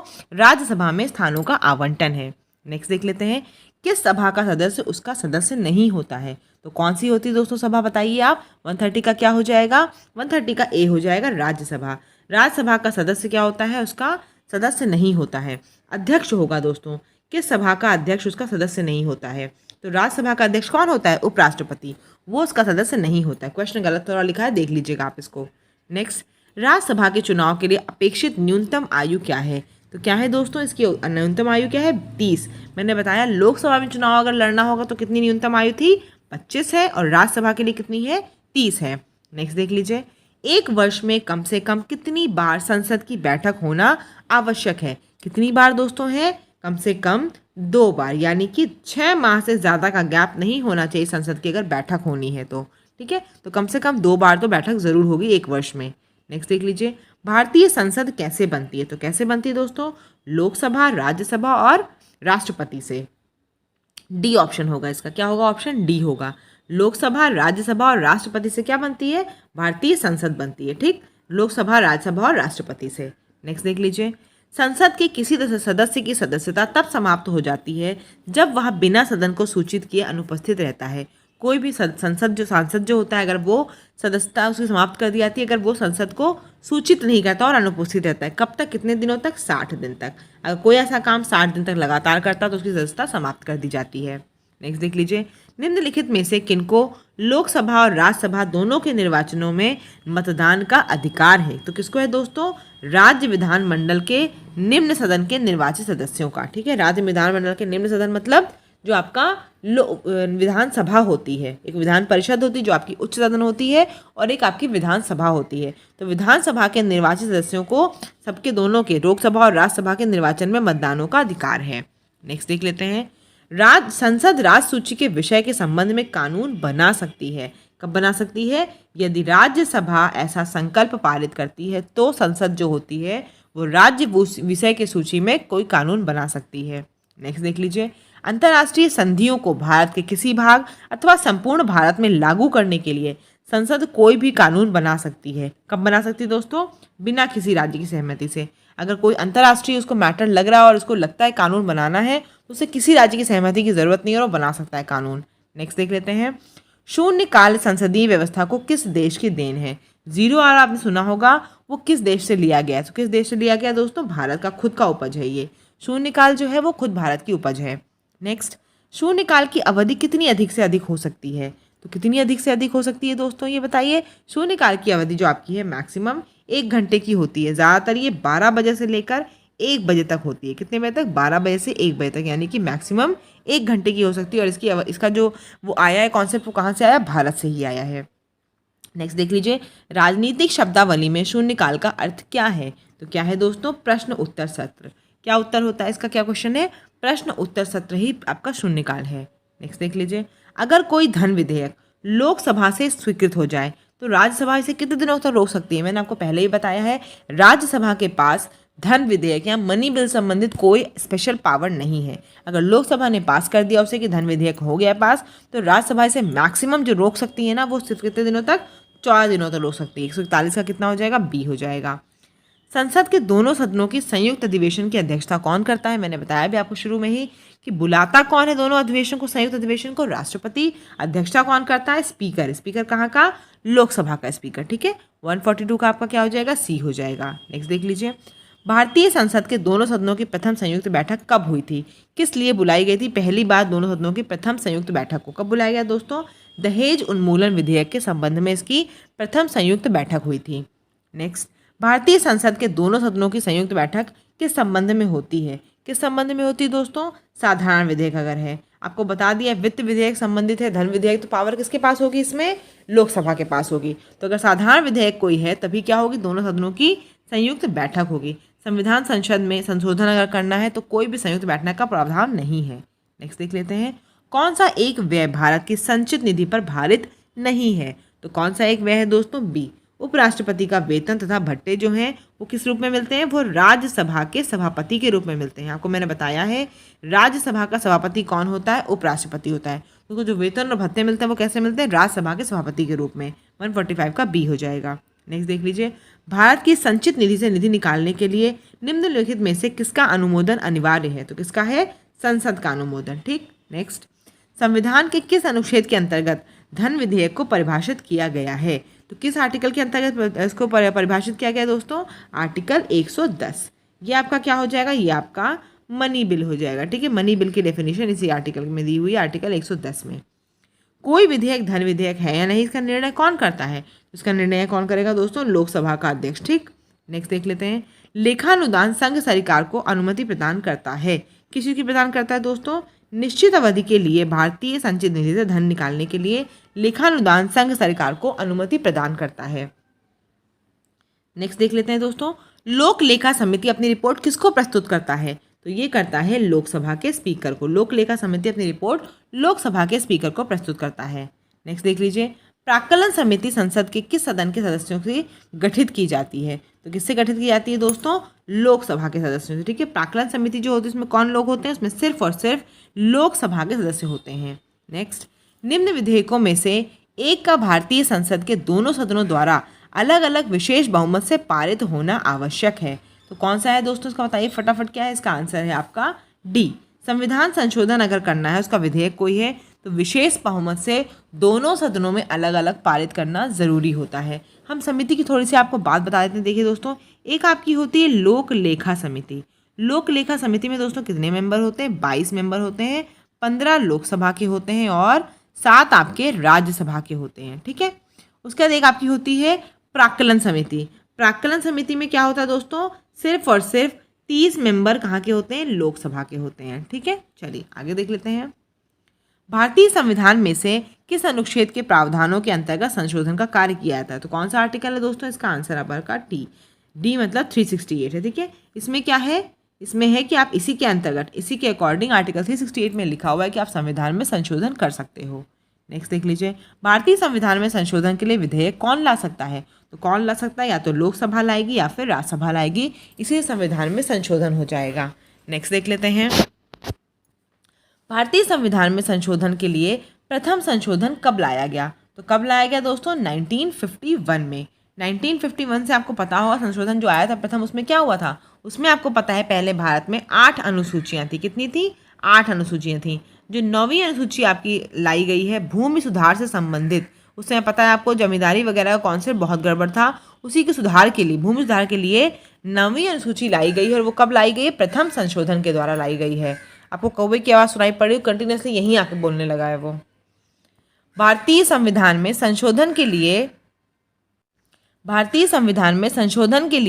प्रथम संशोधन लाया गया, वह किससे संबंधित था? मैंने बताया अभी आपको किससे संबंधित था? भूमि सुधार से। 9वीं अनुसूची के लिए पहला संशोधन आया और वो भूमि सुधार से संबंधित था।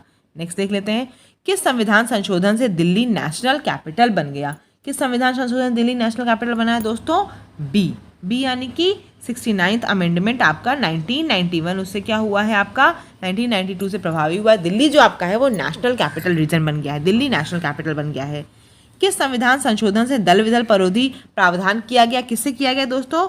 52nd अमेंडमेंट से। किससे किया गया? 128 58 का क्या है आपका? 52। इससे क्या आया है? 52nd अमेंडमेंट 1985 से आपको पता है दल बदल विरोधी या फिर 10वीं अनुसूची जो है आपकी वो एग्जिस्टेंस में आई है। नेक्स्ट, किस संविधान संशोधन से शिक्षा का अधिकार प्रदान करने वाला आर्टिकल 21A जोड़ा गया है? किससे जोड़ा गया है दोस्तों?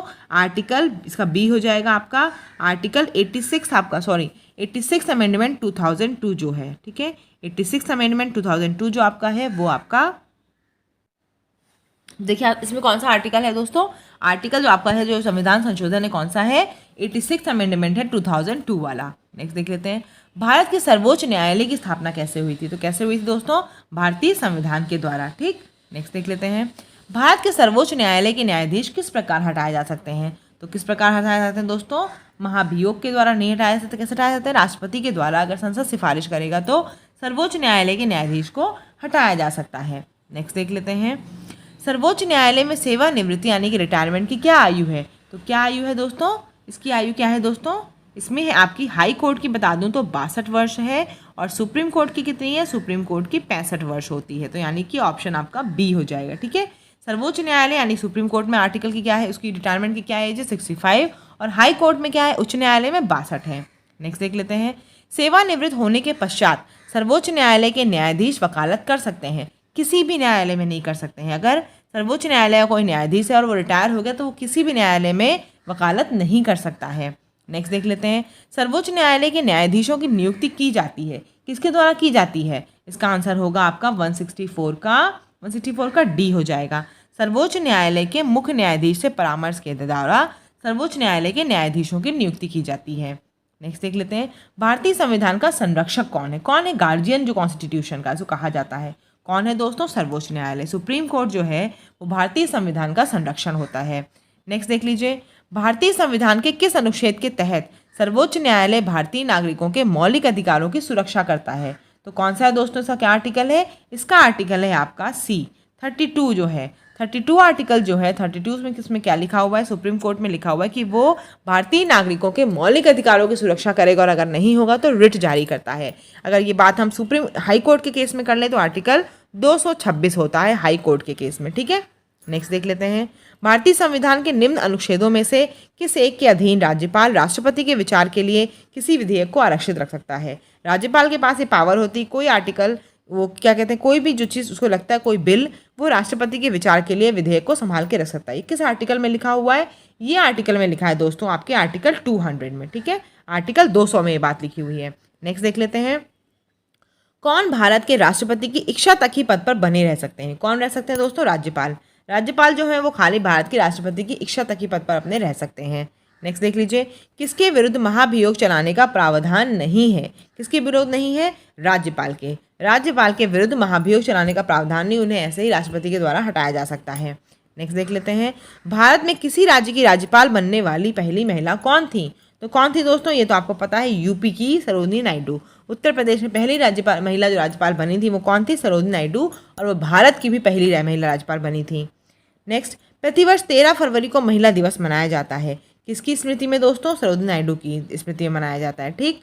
नेक्स्ट, राज्य में धन विधेयक को प्रस्तुत किया जा सकता है, कैसे प्रस्तुत किया जा सकता है दोस्तों? केवल विधानसभा में। केवल राज्यसभा में जो धन विधेयक होता है, मनी बिल, तो कहाँ प्रस्तुत किया जाएगा? विधानसभा में। ऐसे ही हम केंद्र की बात करें तो कहाँ प्रस्तुत किया जाएगा? लोकसभा में। भारत के किसी राज्य में विधान परिषद का सृजन अथवा उसकी समाप्ति की जा सकती है, कब की जा सकती है दोस्तों? राज्य जो विधानसभा होता है, संकल्प अगर पारित कर दे संसद द्वारा, तो किसी भी राज्य में विधान परिषद का सृजन या उसकी समाप्ति की जा सकती है। नेक्स्ट देख लीजिए, किस आर्टिकल के द्वारा भारत के किसी राज्य में विधान परिषद का सृजन अथवा उसकी समाप्ति की जा सकती है? तो कौन सा आर्टिकल है? 169। 169 में बात लिखी हुई कि भारत के किसी भी राज्य में विधान परिषद का सृजन होगा या फिर उसकी समाप्ति हो सकती है। उत्तर प्रदेश की विधान परिषद में कुल कितने सदस्यों को राज्यपाल द्वारा मनोनीत किया जाता है? बताइए, उत्तर प्रदेश की बात हो रही है तो कितना है दोस्तों इसका आंसर? इसका आंसर डी है, 1/6। 1/6 मेंबर जो होते हैं उनको राज्यपाल द्वारा मनोनीत किया जा सकता है। नेक्स्ट देख लेते हैं, निम्न में से कौन से राज्य में विधान परिषद नहीं है? तो कौन से में नहीं है दोस्तों? मध्य प्रदेश में नहीं। 176 का क्या हो जाएगा? सी हो जाएगा। कौन कौन से राज्यों में है दोस्तों? आंध्र प्रदेश में है, कर्नाटक में है, और यूपी में है, तेलंगाना में है, महाराष्ट्र में है, बिहार में है, और आपका जम्मू। और बस इतने में ही है। ठीक है, आपका किस में है? आंध्र प्रदेश, कर्नाटक, यूपी, तेलंगाना, महाराष्ट्र और बिहार। ठीक है, चलिए नेक्स्ट देख लेते हैं, विधानसभा के सदस्य के लिए न्यूनतम आयु क्या होती है? क्या होती है बताइए? 177 का क्या होगा? 177 का बी हो जाएगा, 25 उम्र, जो कि आपकी लोकसभा के लिए भी है। नेक्स्ट देख लेते हैं, विधानसभा के अध्यक्ष को अपना त्यागपत्र किसे सौंपना चाहिए? अगर विधानसभा का अध्यक्ष अपना त्यागपत्र देना चाहता है तो किसको देगा दोस्तों? वो देगा विधानसभा के उपाध्यक्ष को। किसको देगा? विधानसभा के उपाध्यक्ष को। नेक्स्ट देख लीजिए, विधानसभा के विघटन के बाद भी उसका उपाध्यक्ष पद पर बना रह सकता है। कौन रह सकता है बताइए? अगर विधानसभा का विघटन हो गया है तब भी उसका उपाध्यक्ष जो है पद पर कब तक रह सकता है? बताइए, कब तक रह सकता है दोस्तों? विधानसभा के विघटन के बाद गठित विधानसभा की पहली बैठक के ठीक पूर्व तक, यानी कि जब तक की पहली बैठक होगी उसके पहले तक विधानसभा का जो अध्यक्ष होता है वो अपने पद पर रह सकता है, अगर विघटित हो गई तब भी। नेक्स्ट देख लीजिए, बिना विधानसभा का सदस्य निर्वाचित किए हुए कोई मंत्री किस समय तक पद पर बना रह सकता है? बताइए क्या होगा इसका आंसर? बिल्कुल सही, इसका आंसर होगा आपका कब तक? इसका होगा आंसर आपका 6 माह तक। 6 माह तक क्या होता है? जो विधानसभा का सदस्य होता है, कहीं का भी सदन का सदस्य नहीं है तो क्या है? मंत्री बना रह सकता है, लेकिन सिर्फ और सिर्फ 6 माह तक। अगर 6 माह के अंदर उसने सदन की सदस्यता नहीं ली तो उसको हटाया जाएगा। नेक्स्ट देख लेते हैं, राज्यों के वित्तीय लेखों पर किसका नियंत्रण होता है? किसका होता है दोस्तों? इसमें से किसी का नहीं होता है, क्योंकि वित्तीय लेखों पर नियंत्रण किसका होता है दोस्तों? कैग का होता है, comptroller and auditor general of India. ठीक है, नियंत्रक एवं महालेखा परीक्षक का इन सब पे नियंत्रण होता है। नेक्स्ट देख लेते हैं, राज्यों के वित्तीय लेखों पर नियंत्रण किसका रहता है? तो किसका रहता है दोस्तों? इसमें भी किसी का नहीं रहता है। ठीक है, राज्यों के वित्तीय लेखों पर भी इनमें से किसी का क्या है? नियंत्रण नहीं है। नेक्स्ट देख लीजिए, भारत की पहली महिला मुख्यमंत्री कौन थी? तो कौन थी दोस्तों? सुचेता कृपलानी। ये भी उत्तर प्रदेश की पहली महिला मुख्यमंत्री थी। क्या नाम था इनका? सुचेता कृपलानी। नेक्स्ट देख लेते हैं, भारत की पहली मुख्यमंत्री बनी, कौन बनी मुख्यमंत्री? पहली मुख्यमंत्री जो बनी दोस्तों वो थी सुचेता कृपलानी, उत्तर प्रदेश की। नेक्स्ट देख लीजिए, उच्च न्यायालय के न्यायाधीशों के वेतन और भत्ते कहाँ से दिए जाते हैं? तो कैसे दिए जाते हैं दोस्तों? राज्य की समेकित निधि से उच्च न्यायालय के न्यायाधीशों के वेतन और भत्ते दिए जाते हैं। नेक्स्ट देख लेते हैं इसका क्वेश्चन, कौन सा एक रिट न्यायालय में कार्यवाही लंबित होने की दशा में लागू की जा सकती है? तो कौन सा है दोस्तों? इसका है आपका सी, प्रतिषेध। प्रतिषेध को इंग्लिश में क्या बोलते हैं? प्रोहिबिशन। क्या बोलते हैं इसको? प्रोहिबिशन बोलते हैं, प्रोहिबिशन। ठीक है, प्रोहिबिशन जो है वो क्या होता है? इसका मतलब कोई भी रिट अगर न्यायालय में कार्यवाही लंबित हो रही है तो उसकी दिशा में आप इसको लागू करवा सकते हैं, प्रतिषेध। ठीक है, या फिर प्रोहिबिशन बोलते हैं। नेक्स्ट देखते हैं, एक उच्च न्यायालय का न्यायाधीश अपना त्यागपत्र किसको संबोधित करेगा? तो किसको संबोधित करेगा दोस्तों? इसका ऑप्शन हो जाएगा सी, राष्ट्रपति को उच्च न्यायालय का न्यायाधीश जो होगा अपना त्यागपत्र संबोधित करता है। नेक्स्ट देख लीजिए, एक उच्च न्यायालय का न्यायाधीश अपना त्यागपत्र किसको संबोधित करता है? मैंने बता ही दिया इसका आंसर क्या है। इसका आंसर है आपका राष्ट्रपति को करता है। नेक्स्ट देखते हैं, प्रिवेंटिव डिटेंशन के अंतर्गत एक व्यक्ति को बिना मुकदमा चलाए बंदी बनाकर रखा जा सकता है। तो कब तक रखा जा सकता है दोस्तों? इसका क्या रूल है? इसका है आपका बी, यानी कि 3 माह तक। 3 माह तक अगर प्रिवेंटिव डिटेंशन है और एक व्यक्ति को मुकदमा चला के बंदी रखा था तो कब तक? मैक्सिमम 3 माह तक रखा था, उसके बाद उसको छोड़ना पड़ जाएगा। तो 189 का बी हो जाएगा। नेक्स्ट देख लेते हैं 199 का, केंद्र राज्य संबंध किस अनुसूची में है? तो किस में बताइए? सेंट्रल स्टेट रिलेशन किस में है? सेंट्रल स्टेट रिलेशन आपका किस में है? देखिए दोस्तों, इसका क्या है? केंद्र राज्य संबंध किस अनुसूची में? 7वीं अनुसूची में है। अनुसूची के लिए बार बार बोलूंगी, आप चैनल की प्लेलिस्ट में जाइए, गवर्नमेंट एग्जाम स्टडी की प्लेलिस्ट में, वहां पर मैंने आपको बहुत ही अच्छी तरीके से ट्रिक के द्वारा अनुसूची को समझाया हुआ है। एक बार आप पढ़ लेंगे तो आपका अनुसूची वाला प्रश्न कभी गलत नहीं होगा। नेक्स्ट देख लेते हैं, केंद्र राज्य संबंध किस भाग में है? तो भाग 11 में है। अनुसूची कौन सी है? 7वीं अनुसूची। और भाग कौन सा है? भाग आपका 11 है। नेक्स्ट देख लीजिए, भारतीय संविधान में अवशिष्ट शक्तियां किस में सन्निहित हैं? अवशिष्ट शक्तियां किसको दी गई दोस्तों? ये दी गई हैं संसद को। 192 का डी हो जाएगा। नेक्स्ट देख लीजिए, निम्नलिखित में से किस अनुच्छेद के अनुसार भारतीय संविधान अंतरराज्य परिषद के संबंध में प्रावधान करता है? भारतीय संविधान अंतरराज्य परिषद के संबंध में प्रावधान करता है। तो कौन सा है दोस्तों? इसका है आपका बी, आर्टिकल 263। ये वो इंपॉर्टेंट आर्टिकल्स हैं जो दोस्तों बताती आ रही है, जो एग्जाम में ज़्यादा महत्वपूर्ण है। सरकारिया आयोग गठित हुआ था। सरकारिया आयोग का गठन दोस्तों क्यों किया गया था? केंद्र और राज्य के मध्य संबंधों के लिए ही सरकारिया आयोग का गठन हुआ था। नेक्स्ट देख लीजिए, भारतीय संविधान के किस अनुच्छेद के किस अंतर्गत भारत सरकार का दायित्व है कि वो बाह्य आक्रमण एवं आंतरिक अशांति से राज्यों की रक्षा करें? तो ये बताइए कौन सा है? आपको पता है कि इमरजेंसी लगाई जाती है, इमरजेंसी आपातकाल आपने सुना होगा। तो कौन से आर्टिकल से ये है कि भारत सरकार को आक्रमण और आंतरिक अशांति से राज्यों की रक्षा करनी? क्या आर्टिकल है इसका? 355। 355 में ये बात लिखी हुई कि भारत सरकार का दायित्व है कि वो बाह्य आक्रमण और आंतरिक अशांति से राज्यों की रक्षा करे। नेक्स्ट देख लेते हैं, भारत का राष्ट्रपति आपात की घोषणा कर सकता है यदि खतरा है। राष्ट्रपति आपात की घोषणा कब कर सकता है दोस्तों? यदि किस चीज़ का खतरा होगा? हम लोग देख लेते हैं, इसका आंसर क्या है? डी है। 1 तथा 3, बाहरी आक्रमण का, सशस्त्र विद्रोह का, आंतरिक अशांति और सांप्रदायिक संघर्ष अगर होगा तो आपात की घोषणा नहीं की जाएगी। ठीक है, समझ में आ रहा होगा आप लोगों को। देखिए, राष्ट्रपति इमरजेंसी लगाता है, उसको क्या, वो आर्टिकल कौन सा है? आर्टिकल आपका 352 है। 356 आपका क्या होता है? 356 आपका होता है दोस्तों प्रेसिडेंट का रूल। राष्ट्रपति शासन तब लगाया जाता है जब राज्यों में आपको पता है प्रॉपर सरकार नहीं फॉर्म हो जाती है, तब उस समय राष्ट्रपति शासन लगाया जाता है। 360 आपकी फाइनेंशियल इमरजेंसी से संबंधित होता है और ये कभी भी अभी तक भारत में नहीं लगाई गई है। 196 का क्या है? बाहरी आक्रमण होगा तो राष्ट्रपति आपात लगाएगा या फिर सशस्त्र विद्रोह होगा। आर्टिकल क्या है इसका? आर्टिकल आपका 352 है। यहाँ पे एक और फैक्ट आपको बताऊंगी, आपको पता होना चाहिए। 44th आपका कॉन्स्टिट्यूशनल अमेंडमेंट जो हुआ था 1978 में, उसके द्वारा क्या हुआ है? आंतरिक अशांति के स्थान पर पहले लिखा हुआ था कि आपातकाल तब भी लगाया जाएगा जब आंतरिक अशांति होगी, उसके स्थान पर अब क्या टर्म कर दिया गया? उसके टर्म अब कर दिया गया सशस्त्र विद्रोह। ठीक है, 44th अमेंडमेंट 1978 के द्वारा आंतरिक अशांति के स्थान पर सशस्त्र विद्रोह अब होगा, तब राष्ट्रीय आपात लगाएगा। ठीक है, आर्टिकल 352 के तहत। नेक्स्ट देख लेते हैं, किस अनुच्छेद के अनुसार भारत के राष्ट्रपति द्वारा राष्ट्रीय आपातकाल की घोषणा की जा सकती है? किसके द्वारा है दोस्तों? 352 के द्वारा। नेक्स्ट, किस अनुच्छेद के अनुसार राज्य में राष्ट्रपति शासन लागू किया जा सकता है? किससे? मैंने बताया अभी आपको 356 से। ठीक है, तब राष्ट्रपति जो है वो राज्य में राष्ट्रपति शासन लागू होगा। 198 का 4 हो जाएगा।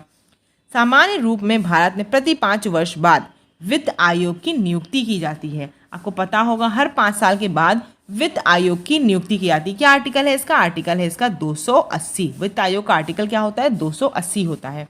क्या होगा इसका उत्तर बताइए? इसका उत्तर होगा चौथा।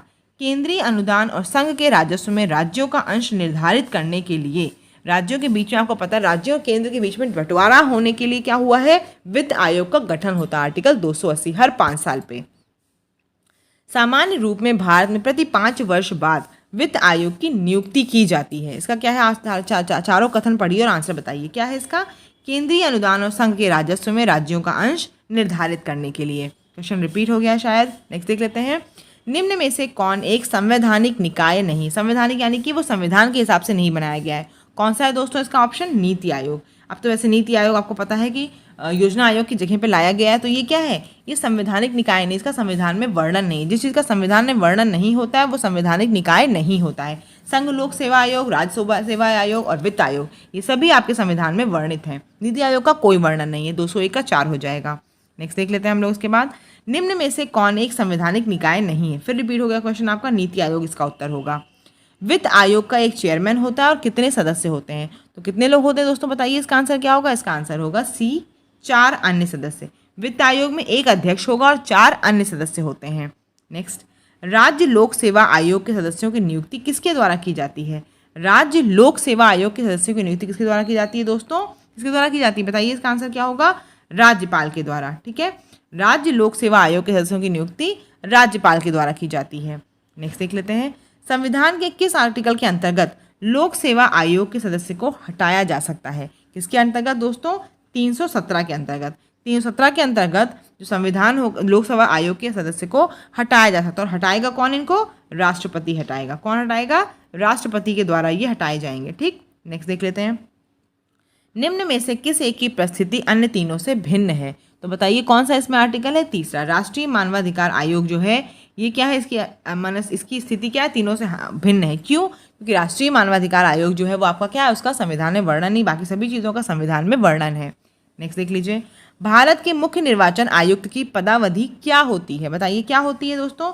6 वर्ष होती है या 65 वर्ष की आयु तक जो भी पहले हो वो क्या है? मुख्य निर्वाचन आयुक्त की पदावधि होती है। नेक्स्ट देख लीजिए, केंद्र और राज्य की व्यवस्थापिकाओं के लिए मतदान की न्यूनतम उम्र की सीमा 21 वर्ष से घटाकर 18 वर्ष की गई है। क्या है दोस्तों इसमें? कौन सा आपका वो है एक्ट? बताइए। 61 जो आपका कॉन्स्टिट्यूशनल अमेंडमेंट एक्ट 61वां हुआ था। कॉन्स्टिट्यूशनल अमेंडमेंट एक्ट कौन सा संविधान संशोधन हुआ था? 1989 में हुआ था। उसमें क्या हुआ था? जो मतदान के लिए उम्र थी 21 साल थी, उसको घटा कितना कर दिया गया? उसको घटाकर 18 वर्ष कर दिया गया है। नेक्स्ट देख लीजिए, पंचायत चुनाव होते हैं दोस्तों। प्लीज़ पूरी वीडियो को आप पूरा ज़रूर देखिएगा। इसको करने के बाद आपको सारे कॉन्सेप्ट, सारे क्वेश्चंस क्लियर हो जाएंगे। और इसमें से डेफिनेटली मैं बता रही हूँ आपका 5 अंक पूरा तैयार हो जा रहा होगा। 209 का क्या है दोस्तों? पंचायत चुनाव कितने दिनों में होते हैं? हर 5 वर्ष पे होते हैं। 209 का 2 हो जाएगा। नेक्स्ट देख लीजिए, मनरेगा कार्यक्रम निम्नलिखित में से भारतीय संविधान के किस अनुच्छेद को लागू करने हेतु लाया गया है? तो कौन सा इसका आंसर है? 210 का आपका 3 हो जाएगा। 47 जो आपका है ना, ये आर्टिकल क्या है? मनरेगा कार्यक्रम को लागू करने के लिए लगाया गया है। ठीक है, आर्टिकल 47 के हिसाब से मनरेगा कार्यक्रम लाया गया है। 210 का 3 हो जाएगा। जिस समिति की अनुशंसा पर देश में पंचायती राज लागू किया गया, सभी को पता होगा इसका उत्तर, बलवंत राय मेहता समिति में। आपको पता है कि जो क्या कहते हैं पंचायती राज का सिस्टम जो है वो वहीं से आया था। ठीक, नेक्स्ट देख लेते हैं, जिस समिति की अनुशंसा पर देश में पंचायती राज लागू किया गया कौन सी है? बलवंत राय मेहता की समिति है। नेक्स्ट देख लीजिए, भारत में त्रिस्तरीय पंचायती राज व्यवस्था की सिफारिश किसने दी थी? बलवंत राय मेहता ने दी थी। 213 का भी 2 हो जाएगा। ठीक है, और ये आपकी जो पंचायती राज है उसको भी बता देते हैं नेक्स्ट क्वेश्चन में। पंचायत राज सर्वप्रथम आरंभ कब किया गया? 214 का क्या होगा? पहली बार 2 अक्टूबर 1959 को 1959 को राजस्थान के नागौर जिले में पंचायत राज को स्टार्ट किया गया। ठीक, नेक्स्ट देख लीजिए, पंचायती राज को संवैधानिक स्थिति प्रदान करने की संस्तुति निम्न में से किस कमेटी द्वारा की गई थी? बताइए। 215 का क्या ऑप्शन होगा? चौथा होगा। LM सिंघवी समिति। पंचायती राज को जो संवैधानिक दर्जा दिया गया वो किसके द्वारा दिया गया? LM सिंघवी समिति के द्वारा दिया गया है। भारत के संविधान के 73वें संशोधन का संबंध किससे है? बताइए किससे है दोस्तों? चौथे से है। 73वां संशोधन जो आपका हुआ था वो पंचायती राज से संबंधित है। क्या कब संशोधन हुआ था? 73वां संशोधन आपका 1992 में हुआ था। पंचायती राज व्यवस्था से संबंधित है। और जो इसको लागू किया गया दोस्तों, पंचायती राज को कब से स्टार्ट किया गया, लागू कर दिया गया था? संशोधन जो हुआ था 24 अप्रैल 1993 से इसको लागू कर दिया गया था, जो संशोधन हुआ था। ठीक है, नेक्स्ट देख लेते हैं, भारत के संविधान द्वारा पंचायतों को निर्दिष्ट किए जाने वाले कार्य निम्नलिखित में से वर्णित हैं। कहाँ पर वर्णित है दोस्तों? ये आपका हो जाएगा 11वीं सूची में। 11वीं सूची में दोस्तों क्या है आपका? पंचायतों से संबंधित आपका कार्य लिखित है। मैंने आप बार बार कह रही हूँ आपको, प्लीज़ एक बार जाके आप अनुसूचियों वाला वो जो है ज़रूर देख लीजिएगा। मैं साथ ही यहाँ लिंक भी दे दूँगी उस वीडियो का डिस्क्रिप्शन में, अनुसूची वाला ज़रूर देख लीजिएगा आप। ठीक है, इसका क्या हो जाएगा? इसका पहला हो जाएगा, देखिए 11वीं अनुसूची, और भाग कौन सा है? भाग इसका है 9वां भाग। वहाँ पे पंचायतों को क्या किया गया है? ऐड किया गया है। ठीक है, संविधान में लाया गया। बताया मैंने ना कि 73वें संविधान संशोधन 1992 से पंचायती राज को संविधान में जोड़ा गया है। नेक्स्ट देख लेते हैं, भारतीय संविधान की 11वीं अनुसूची में पंचायतों के लिए कुल कितने विषय निर्धारित किए गए हैं? तो कितने विषय निर्धारित किए गए दोस्तों? 29। 218 का 3 हो जाएगा। 29 विषय निर्धारित किए गए हैं भारतीय संविधान की 11वीं अनुसूची में। 11वीं अनुसूची और भाग 9 में आपको पंचायती राज संबंधित विषय मिलेंगे। भारत में महिलाओं के लिए कितना स्थान आरक्षित है पंचायती राज में, कहाँ पे है? तो महिलाओं के लिए दोस्तों जो स्थान आरक्षित है वो कहाँ पर है? पंचायती राज संस्थानों में। ठीक है, वहाँ पर क्या है, भारत के लिए, भारत की महिलाओं के लिए 1/3 स्थान आरक्षित कर दिया गया है। नेक्स्ट, बहुजन हिताय बहुजन सुखाय कहाँ का आदर्श है? तो ये दोस्तों कहाँ का आदर्श है? ये ऑल इंडिया रेडियो का है, 220 का 1 हो जाएगा। नेक्स्ट, संयुक्त राष्ट्र संघ कब आरंभ हुआ था? तो ये कब आरंभ हुआ था दोस्तों? 1945 में। इसका डेट क्या है? 24 अक्टूबर 1945 को संयुक्त राष्ट्र संघ आपका आरंभ हुआ था। नेक्स्ट देख लेते हैं, संयुक्त राष्ट्र सुरक्षा परिषद में स्थायी सदस्यों की संख्या कितनी होती है, यानी कि परमानेंट मेंबर्स कितने होते हैं? तो कितने होते हैं दोस्तों? 5 होते हैं। संयुक्त राष्ट्र सुरक्षा काउंसिल जो है उसमें कितने परमानेंट मेंबर हैं आपके? 5 हैं। कौन कौन से हैं? फ्रांस है, यूएसए है, रशिया है, चाइना है और यूके है। ठीक है, ये 5 सदस्य हैं जो परमानेंट मेंबर हैं उसमें सिक्योरिटी काउंसिल में। अंतर्राष्ट्रीय न्यायालय कहाँ पर है दोस्तों? अंतर्राष्ट्रीय न्यायालय आपका जो है हेग में है। हेग कहाँ पर है? ये आपका नीदरलैंड में है। ठीक है, ये सभी प्रश्न आपको पता है कि पेट की परीक्षा की दृष्टि से बहुत ही महत्वपूर्ण है, ज़रूर पढ़िएगा। नेक्स्ट क्या है? 10 दिसंबर मनाया जाता है। 10 दिसंबर किसके रूप में मनाया जाता है दोस्तों? मानवाधिकार दिवस के रूप में। 224 का आपका 2 हो जाएगा। ठीक, नेक्स्ट देख लेते हैं, प्रेसिडेंशियल शासन का उदय सर्वप्रथम किस देश में हुआ? तो किस देश में हुआ दोस्तों? यूएसए में हुआ। प्रेसिडेंशियल यानी कि राष्ट्रपति शासन का जो उदय था वो संयुक्त राज्य अमेरिका में हुआ है। नेक्स्ट, ये फिर वही आपका रिपीट क्वेश्चन हो गया, इसका भी आंसर आपका संयुक्त राज्य अमेरिका ही हो जाएगा। भारत का उपराष्ट्रपति, आपको देखिए यहाँ बताना है कौन किसी का सदस्य है, एक तरफ लिखी हुई चीज़ें, तो इसका आंसर देखिए पहले बता देती हूँ। इसका आंसर जो है आपका पहला है 3142। भारत का उपराष्ट्रपति आपको पता है राज्यसभा का अध्यक्ष होता है। ठीक है, भारत का महानियंत्रक एवं महालेखा परीक्षक जो है वो क्या है, मैं बताया आपको, है लोक लेखा समिति का फ्रेंड होता है। पीछे हम लोगों ने क्वेश्चन में कर रखा है। भारत का महाधिवक्ता जो होता है वो उच्चतम न्यायालय से संबंधित है, और भारत का महान्यायवादी वो किससे संबंधित है दोस्तों? लोकसभा की बैठक से। ठीक, चलिए नेक्स्ट देख लेते हैं, भारत संविधान का भाग जो है वो आपको बताना है किससे संबंधित है यहाँ पर। तो क्या इसका भी ऑप्शन है? इसका भी ऑप्शन आपका ए है, भारतीय संविधान का भाग 9। भाग 9 किससे संबंधित है? मैंने बताया अभी आपको, पंचायत से संबंधित है। भाग 8 किससे है? आपका संघ क्षेत्र से है। भाग 4 का मूल कर्तव्य से है, और भाग 9 का पंचायत से, सॉरी नगर पालिका से। किससे? नगर पालिका से। ठीक है, भाग 9 आपका पंचायत से है, भाग 8 आपका संघ क्षेत्र से है, भाग 4 का आपका मूल कर्तव्य से है, और भाग 9 का आपका नगर पालिका से है। नेक्स्ट देख लेते हैं, फिर आपको आर्टिकल्स दिए हुए हैं। आर्टिकल आपको कुछ भी अगर पता होंगे तो यहाँ से आप फटाफट से ज़रूर कर लेंगे। इसका आंसर बता देती हूँ, इसका आंसर 1 2 3 4 है। इसका आंसर आपका 1 2 3 4 है। ठीक है, आर्टिकल 124 किससे रिलेटेड है? आपका न्यायपालिका या फिर सुप्रीम कोर्ट से रिलेटेड है। आर्टिकल 5 आपका सिटीजनशिप से है, नागरिकता से संबंधित है। 352 आपको पता है इमरजेंसी है, और 245 आपका विधायी शक्तियों का वितरण है। तो 1 2 3 4 इसका ऑप्शन हो जाएगा आपका। ठीक है दोस्तों, तो ये आपका आखिरी क्वेश्चन आज की क्लास के लिए है। आप इस वीडियो को ज़रूर देखिएगा, अच्छी लगे तो लाइक भी करिएगा और शेयर ज़रूर करिएगा अपने दोस्तों के साथ। आर्टिकल 230 क्या है दोस्तों? इसका देख लेते हैं। इसका आर्टिकल आंसर बता देती हूँ सीधे पहले। आपका आर्टिकल इसका आंसर 3 है। आर्टिकल 14 जो है आपका, मैंने बताया 14 से 18 तक आपके आर्टिकल समानता के अधिकार से संबंधित है। 6 आर्टिकल मूल अधिकार हैं ये आपके। आर्टिकल 36 किससे संबंधित है? 36 आपका 36 से लेकर 51 आपका डीपीएसपी से, नीति निर्देशक तत्वों से है। 74 आपका मंत्री का परिषद से है, और संविधान संशोधन जो है वो 368 से है। मुझे उम्मीद है कि आपको वीडियो बहुत पसंद आएगी, और इसको करने के बाद आपके 5 अंक पूरे पॉलिटी के ज़रूर हो जाएंगे। तो चैनल पर नए होंगे सब्सक्राइब जरूर कर लीजिएगा, जाकर एक बार फटाफट से प्लेलिस्ट देख लीजिएगा। बाकी जो मैं क्वेश्चन आप आज से डेली कराऊंगी वो तो आपके लिए बहुत ही महत्वपूर्ण है। धन्यवाद।